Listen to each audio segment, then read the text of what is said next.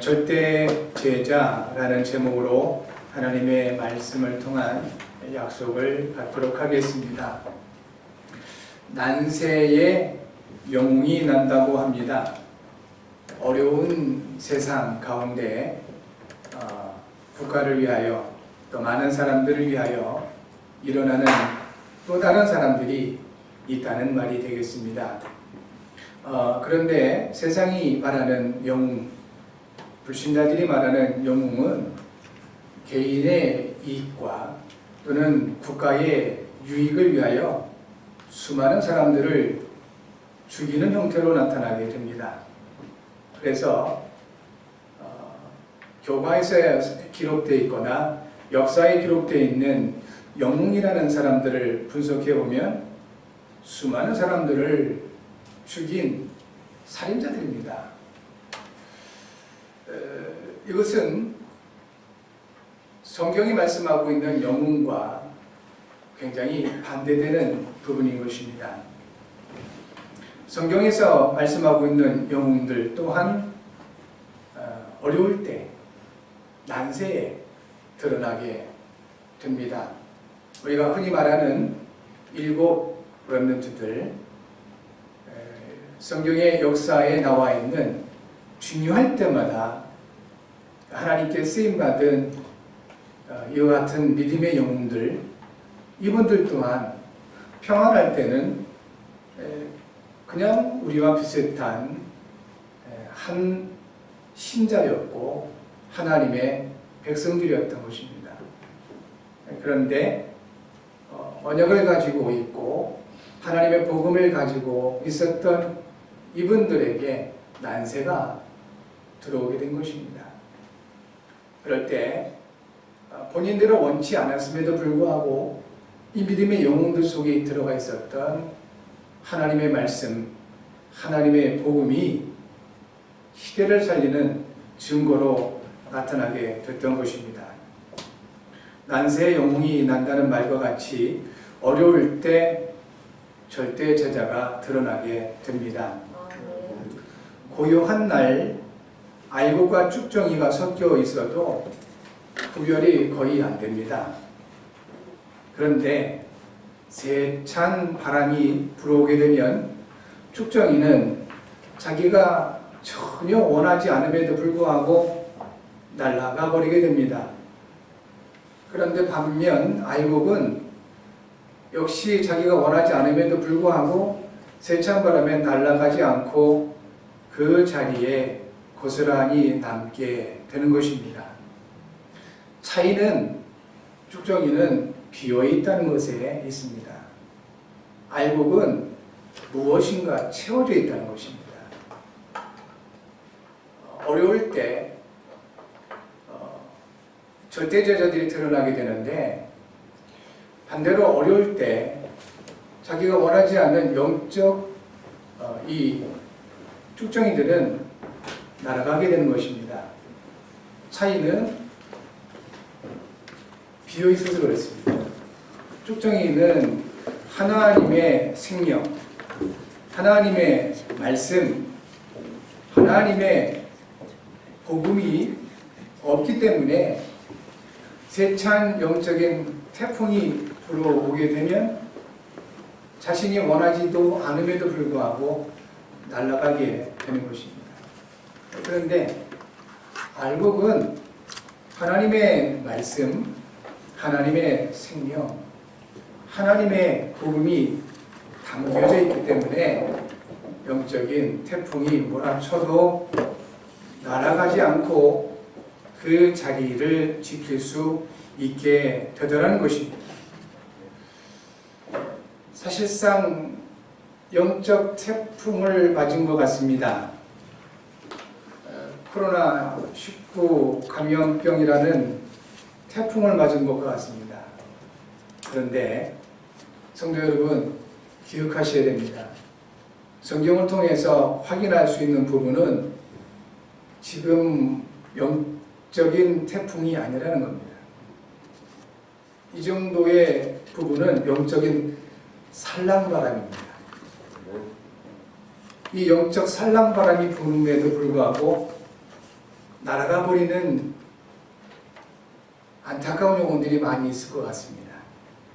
이 자리에 함께하고 있는 또 현장에서 예배하는 귀한 주의 백성들은 영적인 알곡으로 나타난 줄 믿습니다. 무게감이 있어야 되는 것입니다.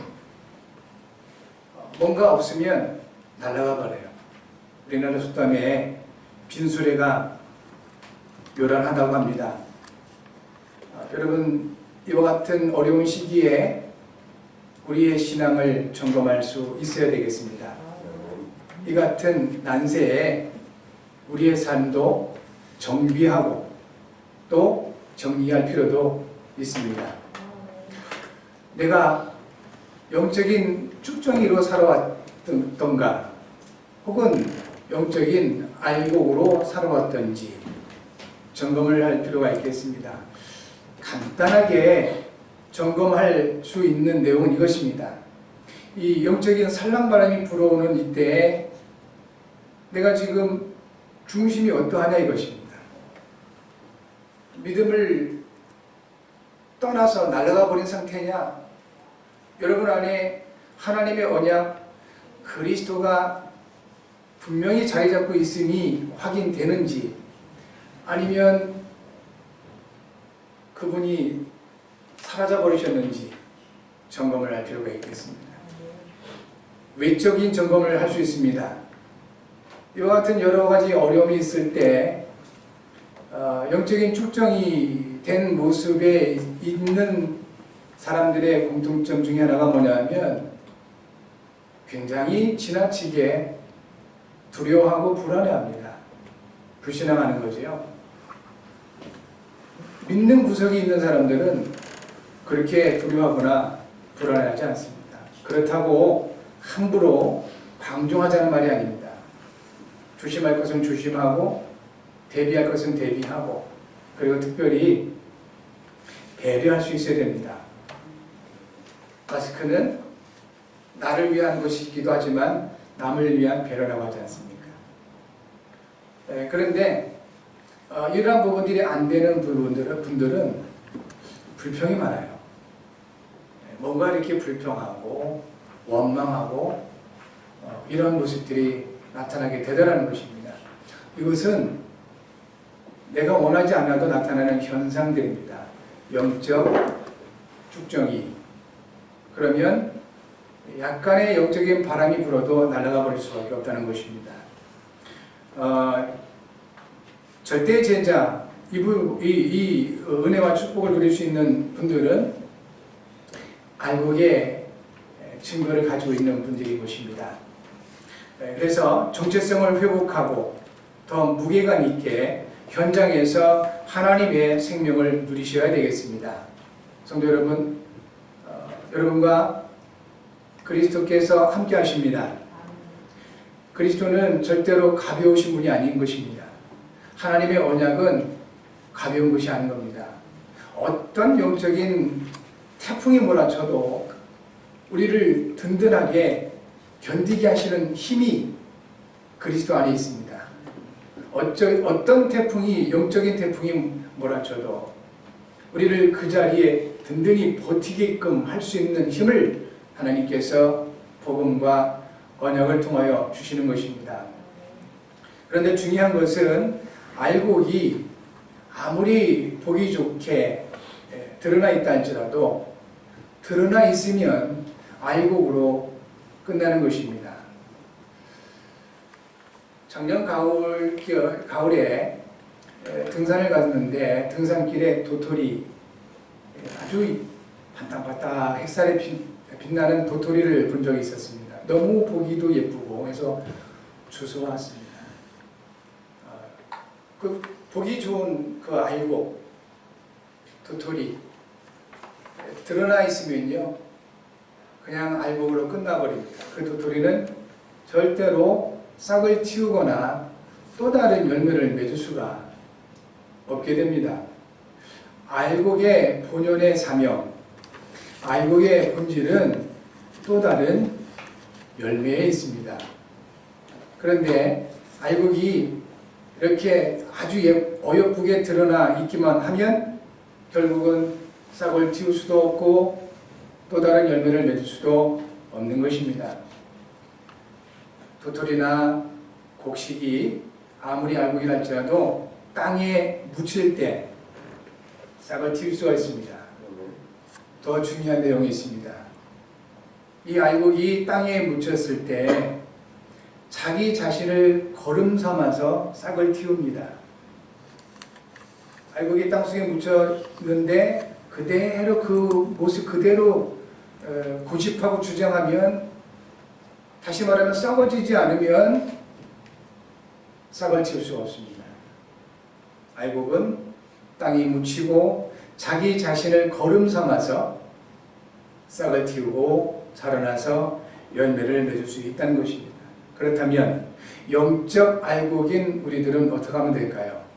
계속해서 내 자신을 주장하고 나의 생각을 주장하고 그렇게 고집을 한다면 알곡은 맞습니다. 그러나 꽃을 피울 수가 없고 열매를 맺을 수가 없다는 것입니다. 우리는 하나님의 언약 속에 들어가야 됩니다. 그래서 예수님이 말씀하신 대로 아무든지 나를 따라오려거든 자기를 부인하고 제 십자가를 지고 나를 따를 것이니라고 말씀을 하셨습니다. 그와 같이 하나님의 언약이라는 땅에 들어가 있는 저와 여러분들은 이제 우리 자신을 거름 삼아서 싹을 틔워야 되겠습니다. 쉽게 말하면 나 자신을 부인하고 내 안에 계신 그리스도를 주장하고 내 생각과 뜻을 주장하는 것이 아니라 내게 주어진 하나님의 복음을 따라 살아가자는 것입니다. 그것이 나를 거름 삼는 것입니다. 내가 아닌 그리스도가 내 인생의 주인 되면 될수록 내 생각이 아닌 하나님의 말씀이 내 삶에 적용되면 될수록 우리는 부인되게 되어 있습니다. 우리의 모습은 사라지게 되어 있습니다. 쉽게 말하면 복음 체질된다 이것입니다. 그것이 바로 알곡의 축복이고 또 알곡의 삶인 것입니다. 여러분들은 하나님 앞에 영적 알곡입니다. 그래서 오늘도 우리는 하나님의 언약을 받기 위하여 이 자리에 있는 것이고 하나님의 언약을 받기 위하여 모든 현장에서 살아계신 하나님께 예배하는 것입니다. 하나님은 언약을 통하여 역사하시는 분이십니다. 하나님은 언약의 하나님이십니다. 언약이라고 할 때 이 언약은 말씀을 통한 약속인 것입니다. 창세기 2장 17절 통해서 가장 먼저 하는 약속해 주셨습니다. 말씀을 통하여 약속하신 겁니다. 선악을 알게 하는 나무 열매를 먹지 말라. 네가 먹는 날에는 반드시 죽으리라. 언약입니다. 창세기 3장 15절에 하나님이 말씀을 통하여 약속을 주셨습니다. 내가 너로 여자와 원수가 되게 하고 네 후손도 여자의 후손과 원수가 되게 하리니 여자의 후손은 네 머리를 상하게 할 것이다. 마귀를 통해서 주신 말씀입니다. 창세기 6장 18절부터 20절에 노아에게 하나님께서 말씀을 통하여 약속을 주셨습니다. 너와는 내가 내 언약을 세우리니 하셨습니다. 언약, 말씀을 통한 약속이죠. 홍수로 심판하기 전에 주시는 약속인 것입니다. 그리고 그 약속대로 이루어졌습니다. 창세기 9장 8절부터 17절 이제 홍수 이후에 하나님 주시는 약속인 것입니다. 내가 내 언약을 너희와 너희 후손과 너희와 함께 모든 생물 곧 너희와 함께한 새와 가축과 땅의 모든 생물에게 세우리니 이렇게 말씀을 통해서 약속을 주셨습니다. 그리고 이 약속대로 역사해 주셨습니다. 그러므로 이 시대에 하나님 앞에 은혜 받고 하나님의 영원한 언약 그리스도, 하나님의 시대의 언약인 세계복음화, 하나님의 시급한 언약인 개인복음화를 마음에 담고 말씀 가운데 인도받고 하나님을 예배하는 저와 여러분들에게 동일하게 하나님 역사하십니다. 지금도 우리에게 하나님은 말씀을 통하여 약속을 주십니다. 그리고 그 약속대로 지금도 역사하시는 것입니다. 그러므로 저와 여러분들은 절대 놓치지 말고 속지도 마셔야 됩니다. 사람들은 얘기합니다. 그리고 눈에 보이지 않는 악한 영은 더 강력하게 우리를 유혹합니다. 그리고 미혹합니다. 네 자신을 보라고요. 네 상태를 보라고요. 네 수준을 보라고 합니다. 속는 것입니다. 우리는 정작 보아할 것을 보아야 합니다. 내 자신만 바라보고 내 상태와 내 환경과 수준만 바라보다 보면 결국은 무너집니다. 왜냐하면 우리는 아담의 후손이기 때문에 그렇습니다. 우리는 전능자가 아니기 때문에 그렇습니다. 그렇다면 하나님은 무엇을 보길 원하실까요? 우리에게 주어진 하나님의 언약을 보길 원하십니다. 저와 여러분과 영원한 언약 그리스도가 함께 하십니다. 내 상태를 보지 마시고 나와 함께하는 그리스도를 바라보셔야 됩니다. 나의 수준에 매이지 마시고 그러한 나와 함께하는 하나님의 언약을 바라볼 수 있어야 되겠다 하는 것입니다. 그리하면 모든 믿음의 영웅들을 통해서 역사하신 하나님의 인도하심과 역사하심이 이 시대 저와 여러분에게도 동일하게 나타나게 될 것입니다. 하나님께서 주신 말씀을 통한 약속은 하나님이 이루십니다. 레위기 26장 9절에서 하나님께서 말씀하십니다. 내가 너희와 함께한 내 언약을 이행하리라.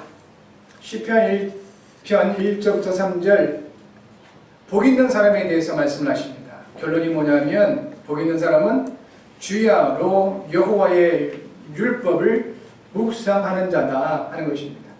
열정적으로 움직이는 사람이 아니라 열심히 뭔가를 하는 사람이 아니라 진정한 복 있는 사람은 주야로 하나님의 말씀을 묵상하는 사람인 것입니다. 에스겔서 36장 36절에 말씀합니다. 나 여호와가 말하였으니 내가 이루리라 하셨습니다. 마태복음 5장 17절부터 18절 예수님 말씀하시기를 하나님의 모든 율법의 말씀도 일점 미력이라도 반드시 이루어질 것이다 라고 하셨습니다. 누가복음 1장 45절에서 말씀하셨습니다. 주께서 하신 말씀이 반드시 이루어지리라고 믿은 그 여자에게 복이 있도다 하셨습니다. 마리아에게 하신 말씀이지요. 주신 말씀은 반드시 이루어질 것을 믿는 그 사람이 복이 있다 하신 것입니다. 예수님께서 십자가상에서 선언하시기를 내가 다 이루었다 하셨습니다. 다 이루셨습니다. 이것이 저와 여러분들에게 믿음이 되어지기를 바랍니다. 그리고 또한 이 말씀이 믿어지기에 오늘도 여러 가지 어려운 환경 가운데서도 이와 같이 하나님께 예배하는 줄 믿습니다. 하나님의 뜻과 계획은 변하지가 않습니다. 그러므로 절대로 우리는 속지 말아야 되겠습니다. 야고보서 1장 16절에 내 사랑하는 형제들아 속지 말라고 하였습니다. 그렇다면 우리가 많이 속는 부분이 무엇이 있을까요? 사람의 수준은 거기서 거깁니다. 그래서 대부분의 사람들이 일단 사람에게 많이 속습니다. 사람에게 많이 속아요.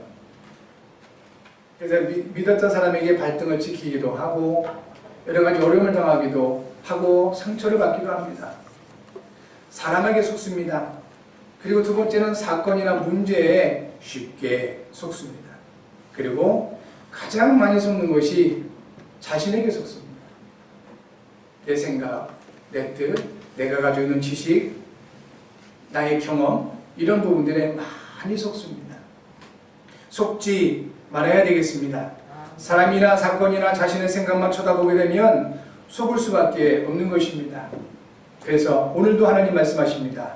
믿음의 주여 또 우리를 온전케 하시는 이인 예수를 바라보라 라고 권면하고 계십니다. 그리스도이신 예수님을 바라보는 이 시간 되어질 줄 믿고요. 또 그리스도를 바라보시는 저와 여러분들에게 하나님께서 큰 은혜와 능력으로 역사하실 줄 믿습니다. 예수님은 그리스도십니다. 모든 문제를 이미 해결하셨습니다. 그분이 지금 저와 여러분과 그리고 영원히 항상 함께 하시고 계시는 것입니다. 절대제자로 부르심을 받았습니다. 그렇다면 절대제자가 보고 갖추고 누릴 응답과 그리고 축복이 있는 것입니다. 절대제자는 근본 문제를 볼 수 있게 됩니다. 보기 위해서 애를 쓰는 것이 아니라 근본 문제를 공부해서 보는 것이 아니라 근본 문제가 보여지게 되어 있습니다. 여러분에게 이 절대제자의 축복이 이미 와 있는 줄 믿습니다. 다니엘서 1장 1절과 2절 유다왕 여호야김이 다스린 지 3년이 되는 해에 바벨론 왕 느부갓네살이 예루살렘에 이르러 성을 에워쌌더니 했습니다. 전쟁이 일어난 것입니다. 그런데 2절에 보니까 주께서 유다 왕 여호야김과 하나님의 전 그릇 얼마를 그의 손에 넘기심에 이렇게 말씀하십니다. 하나님께서 당시의 대제국 바벨론이 이스라엘을 쳐들어왔는데 하나님께서 유다왕 여호야김과 하나님의 전 그릇 얼마를 느부갓네살에게 넘겨뒀다 하는 것입니다. 하나님의 언약을 놓치게 되면 우리에게도 영적 침략이 일어나게 되는 것입니다. 하나님은 우리가 언약과 복음 없이 적당하게 편리하게 살다가 영원한 멸망받기를 절대로 원치 않으십니다. 그래서 때로는 내가 복음보다도 하나님의 언약보다도 더 소중히 여기는 그 어떤 것들을 사탄의 손에 넘기시기도 하는 것입니다. 우리가 복음과 언약을 회복하면 그 모든 것들은 완전하게 회복되고 따라오게 됩니다.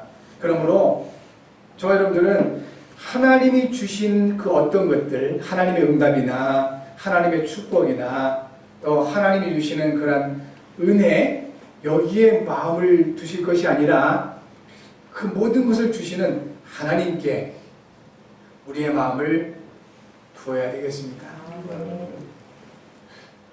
이 부분이 잘 이해되지 않거나 오해되시는 분들이 많은 것 같습니다. 여러분, 하나님이 주신 것에 마음을 두는 것을 마치 믿음인 것처럼 착각하시는 분들이 너무 많아요. 그래서 이분들은 당신들이 받은 응답, 축복을 많이 간증을 하지요. 그런데 안타깝게도 그들이 간증하는 그 응답과 축복, 그 이상의 것들을 마귀요 사탄들은 줍니다. 그래서 불신자들이 더 많은 간증을 하고 있고 그런 오해하고 착각하고 있는 믿음의 사람들을 통해서 정작 복음을 받지는 못하는 것입니다. 성도 여러분, 이 부분이 깊이 이해되어지는 은혜가 있길 바랍니다. 하나님이 주시는 어떤 것에 마음을 뺏기지 마십시오. 응답이나 축복이나 이런 것들에 마음을 뺏기지 마시고 그 모든 것들을 허락하실 수 있는 하나님께 마음을 두셔라 하는 것입니다. 그렇다면 영적인 침략에서 이길 수가 있게 됩니다. 예수께서 마귀에 대한 속성 몇 가지를 말씀하시는데 특별히 세 가지 속성 말합니다. 마귀는 욕심쟁이다. 마귀는 살인자다. 중요한 것은 예수께서 마태복음 5장 21절과 22절 또 사도 요한을 통하여 요한일서 3장 15절에 말씀하시기를 형제를 미워하는 자마다 이미 살인했다 그랬어요.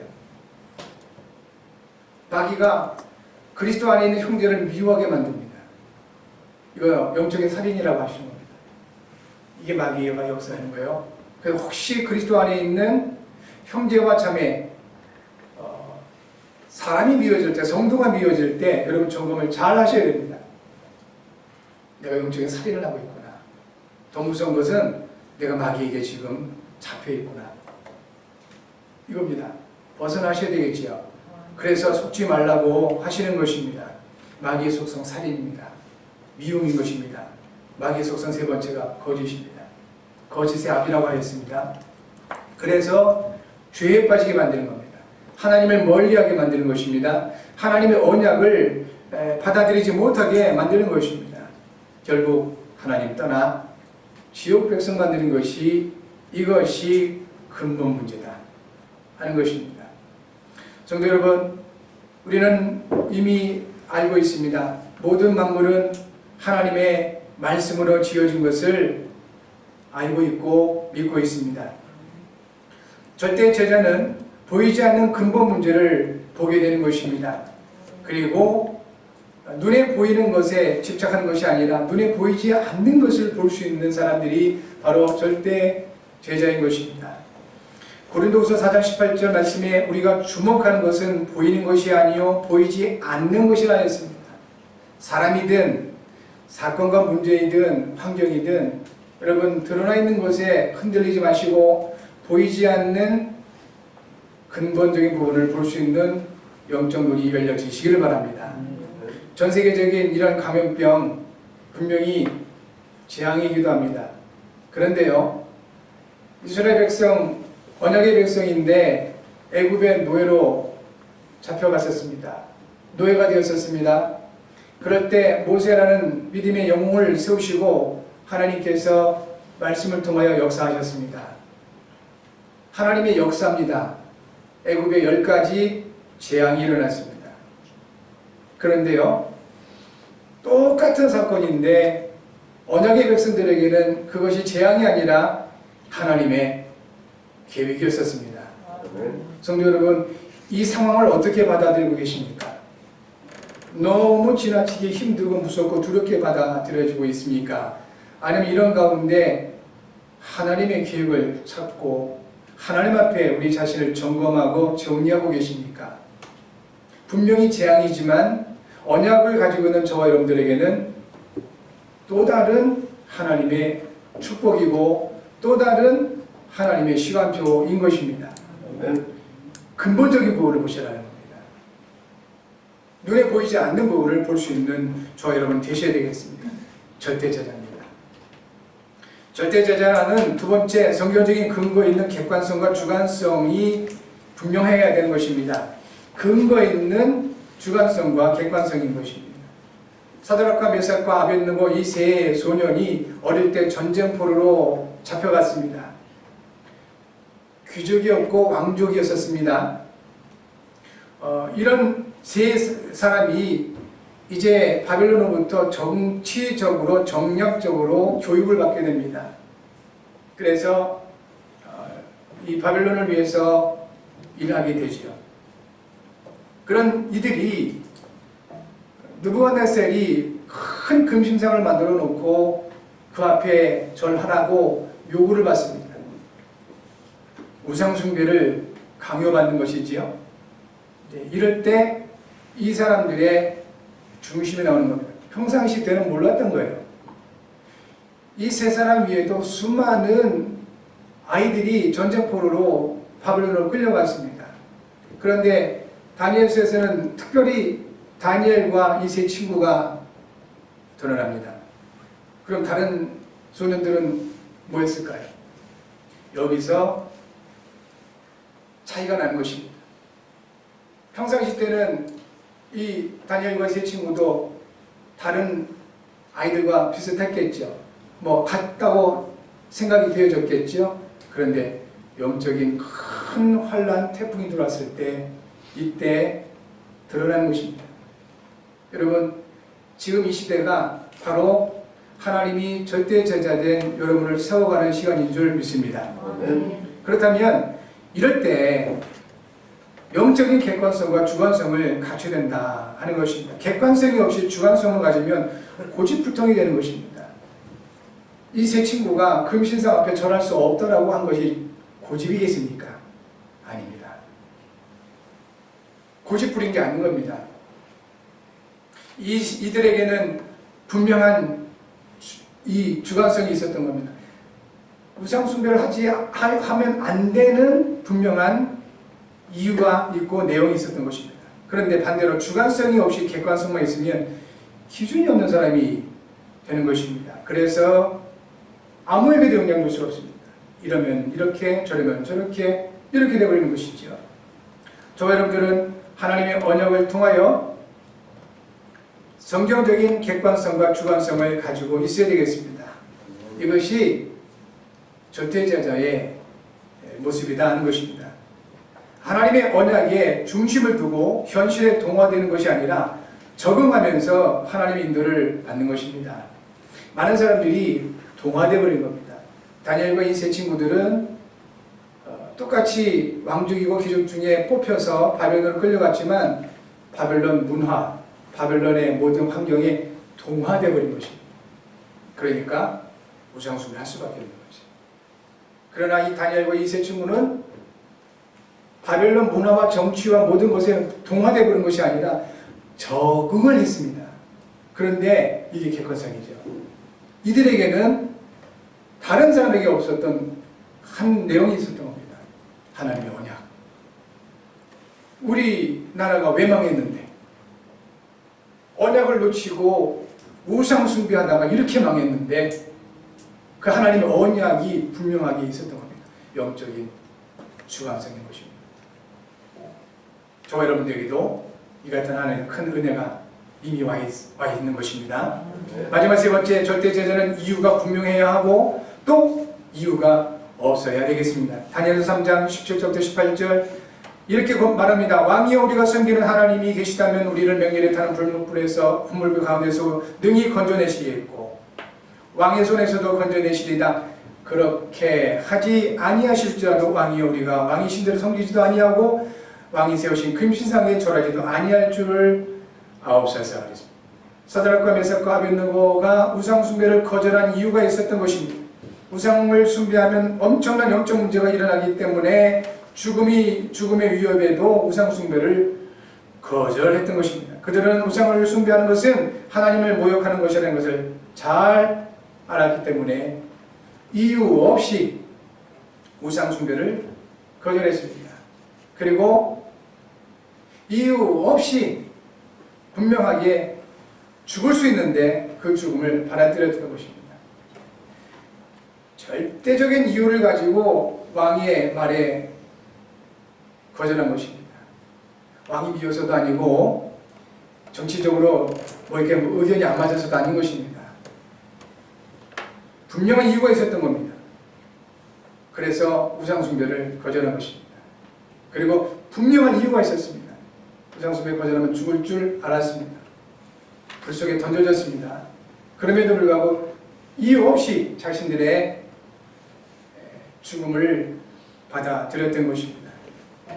그러므로 저와 여러분들은 이제 언약의 흐름을 따라 복음을 누리며 전하는 절대 제자의 축복을 누릴 수 있어야 되겠습니다. 절대 제자의 이 축복 가운데 결론적으로 나타나는 것은 뭐냐면 우선순위가 분명하게 되는 것입니다. 예수께서 말씀하셨습니다. 그런즉 너희는 먼저 그의 나라와 그의 의를 구하라. 그리하면 이 모든 것을 너희에게 더하시리라 하셨습니다. 절대 제자 여러분, 우선순위가 분명해지는 은혜와 또 증거 있기 바랍니다. 우선순위가 분명한 절대 제자는 염려에 잡히지 않고 자유하게 되는 것입니다. 이것이 절대 제자들이 누리는 축복인 것입니다. 마태복음 6장 33절에 34절 말씀하시죠. 그러므로 내일 일을 위하여 염려하지 말라. 내일 일은 내일이 염려할 것이요 한날 괴로움은 그날에 족하니라 했습니다. 여러분, 염려가 해결되지 않는 경우가 많다는 것을 오랜 인생을 사신 분들은 스스로 잘 아십니다. 예수님 말씀하십니다. 염려하지 말라. 한날 괴로움은 그날에 족하니라 하셨습니다. 이것을 다르게 표현한다면 요한복음 14장 27절에 말씀하시죠. 평화를 너희에게 주노니 곧 나의 평화를 너희에게 주노라. 내가 너희에게 주는 것은 세상이 주는 것과 같이 아니하니라. 너희는 마음에 근심하지도 말고 두려워하지도 말라 하셨습니다. 평화를 주시겠다고 하시는 겁니다. 요한복음 8장 30절에 예수님 말씀하셨습니다. 진리를 알지니 진리가 너희를 자유롭게 하리라 했습니다. 절대제자, 근본 문제를 보는 절대제자, 그리고 근거 있는 객관성과 주관성이 있는 절대제자, 분명한 이유가 있으면서 분명한 또 이유가 없는 절대 제자들, 다시 말하여 우선순위가 분명한 절대 제자들에게는 이제 예수님 말씀하신 대로 염려와 근심에 잡히지 아니하고 하나님 주시는 평안을 누리게 되더라 하는 것입니다. 성도 여러분, 여러분이 세상을 살려야 될 사람들인 것입니다. 바로 이 모든 문제를 해결하신 그리스도께서 여러분과 함께 하시기 때문에 그렇습니다. 답이 없어서 고통받고 두려워할 수밖에 없는 세상을 향하여 하나님 주신 영원한 해답, 복음 곧 그리스도를 받은 여러분, 이제 한 주간 깊이 이 복음을 누리시면서 현장을 살리시는 주인공들 되시기를 주의 이름으로 축복합니다. 기도 제목 같이 하겠습니다. 전능하신 하나님 아버지, 예수님이 주신 새 계명대로 그리스도 안에서 서로 사랑하는 예수님의 제자가 되게 하셔서 사람과 환경에 대한 원망과 불평이 아닌 감사와 기도로 현장과 사람을 살리는 전도자의 삶을 살게 하셔서 이를 위해 성령으로 충만하게 하셔서 그리스도이신 예수님의 이름으로 기도합니다. 아멘.